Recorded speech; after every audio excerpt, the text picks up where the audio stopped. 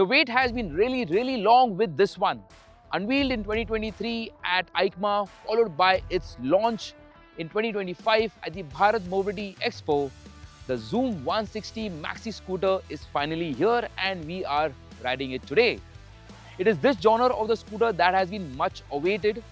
Till now, we had very few examples in the market or somewhere close to the maxi scooter department. Something that started with the Kinetic Blaze to today we have the Bergman, which somewhere is like a pseudo maxi scooter.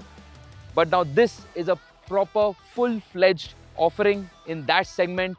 And in this video, we're going to talk all about the Xoom 160, the power, the ergonomics, the features, and also talk about the design highlights. But before we get going, if you are new here, do consider subscribing to our channel and do hit that bell notification button for the latest news, reviews and updates from the world of cars and bikes from Car and Bike. Starting with the design, the Xoom 160 is an imposing maxi scooter that commands attention from every angle. It's sharp, has a proper aggressive stance, and the large proportions immediately convey that it is something beyond run-of-the-mill commuting.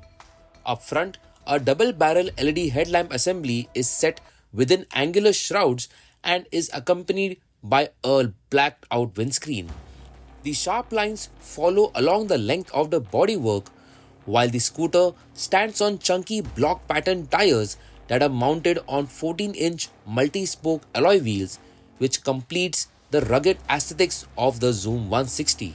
From the side profile, this maxi scooter has a sizable stance thanks to the central spine running along the length of the scooter, the adventure-style exhaust and stepped single seat, which is broad, well cushioned and contoured for long rides.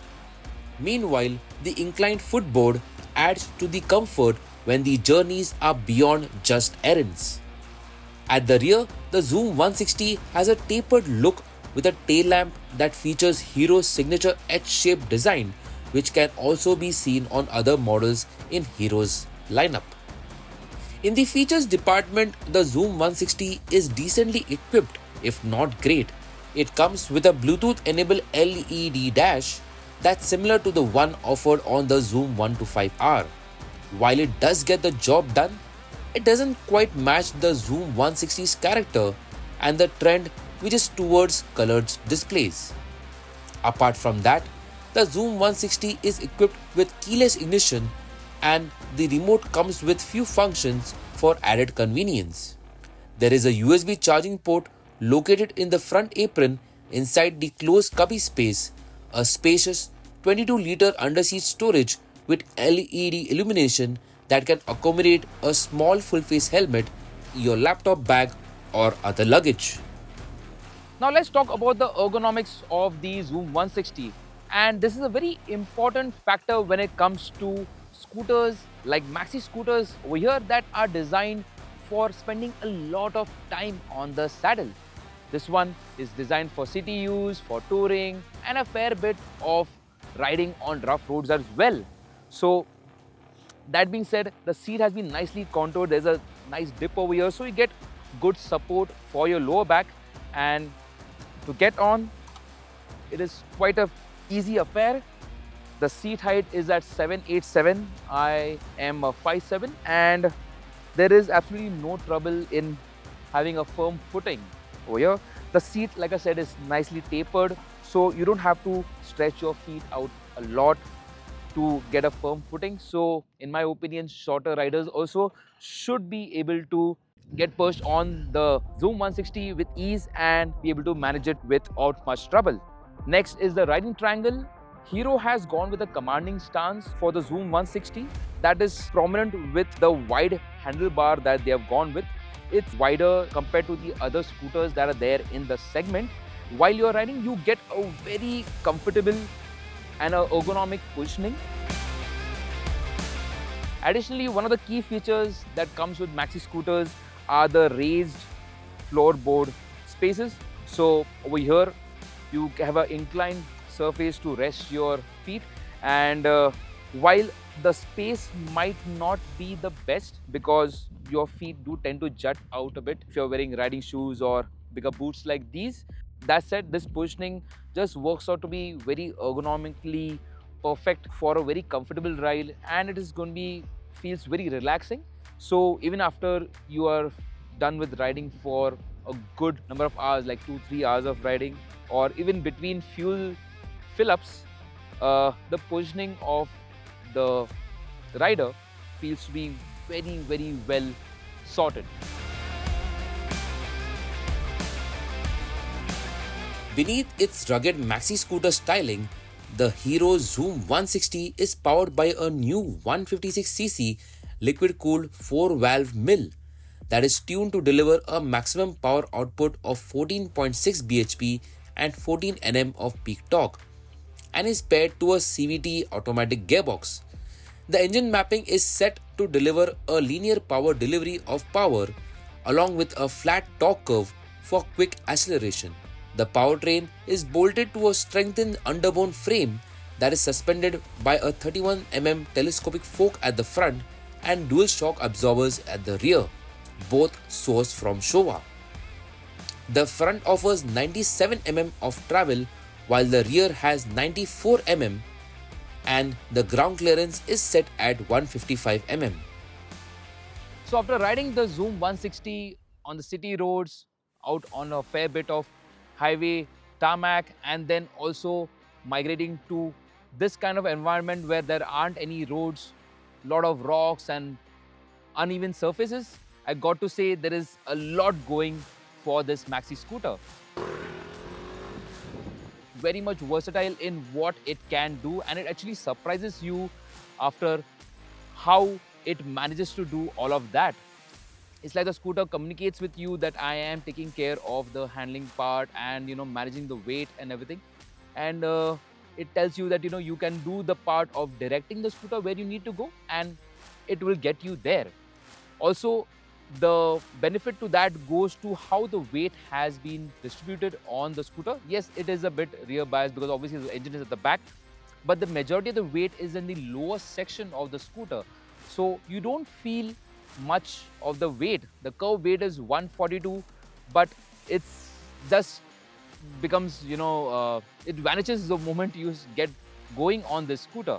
And with all of that, the Xoom 160 is very nimble and very agile to make your way through traffic. Yes, the handlebar is a bit on the wider side, so making your way through narrow sections will be a bit of a fight, but we'll get to know on that later on once we ride the scooter for a longer duration and in real world conditions for an extensive period of time. Speaking of the suspension, you have got a telescopic forks and a twin shock absorber setup at the back. And while the setup feels a bit more on the stiffer side, uh, it is something that Hero can probably work with. A preload adjustment at the rear is something will help to improve the ride quality, and even riders of varying different weight categories will be able to manage it better by setting the rear preload. But overall, the feel is a bit on the stiffer side, but that also helps you in cornering with more confidence. The 14-inch wheels do a good job of adding to the handling part of the scooter, and the bigger wheels help in better flow through corners, and the brakes also are pretty sharp. There is a good feel from the at the levers, and there is good progression as well. Uh, I tried braking hard on smooth tarmac and on granular kind of a road surface, and the ABS works out pretty well. It does momentarily lock it and then again it releases. So that being said, the ABS functions pretty good. As for the rear, you do not get ABS, but the fatter profile, the 140 section tire, does offer you enough grip to keep a proper balance, and it inspires you, like I said, more confidence to carry out the kind of maneuvers that you face on day-to-day basis. Moving to the mileage part, the scooter has got a 7-liter tank, a 156cc engine, and to give an idea on the mileage, Hero hasn't disclosed any figures yet, but we feel it should be somewhere in the ballpark of 35 to 40, which is somewhat the range when it comes to maxi scooters or scooters that are in the 150cc segment. So, given the 7-liter fuel tank and with that incorporated, we could look at a range of somewhere in the ballpark of 230 to 250 kilometers between tank ups, which is a good range to work with, and it really allows you to travel further before halting for a fuel stop. While most of it is in place in terms of the equipment on the Xoom 160, there are few shortcomings that Hero has missed out. First up is the lack of dual channel ABS. Given the size and purpose of the scooter, along with single channel ABS, the option of dual channel ABS would have been a good addition. Second is the plastic quality. It is not quite up to the mark, especially around the switchgear blocks, and also at some places I did notice that the panels, there were gaps in it, and also it kind of felt a bit flimsy. Next is the lack of a hazard switch. Next, the only way to turn off the scooter is from the key in the center portion, the main key, the ignition key. So, engine kill switch on the right handlebar would have been a good thing to have. And last is the instrument console, which feels a bit dated compared to the modern standards where other scooters are providing TFT displays, color displays, and it feels more feature packed. This feels a bit outdated and limited in terms of the features that are offered.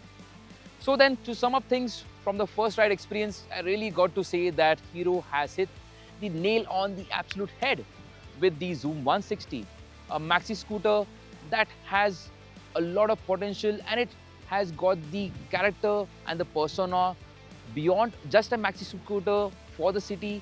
It can also do touring, and it can also be ridden on a fair bit of rough terrains.